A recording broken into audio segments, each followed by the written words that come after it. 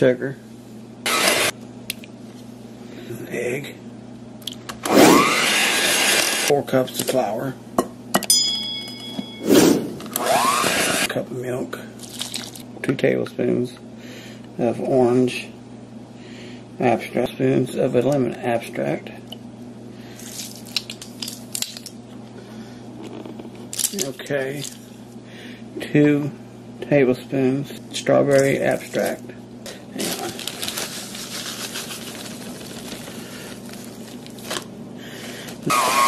What you want to do is you want to get all your dough ready. Okay, we're going to start with a green one here. What you want to do? Boy, those smell just like Fruit Loops. Anyways, they're hot. We'll come back in a few moments because we're going to start on the blues. The blue ones, very nice.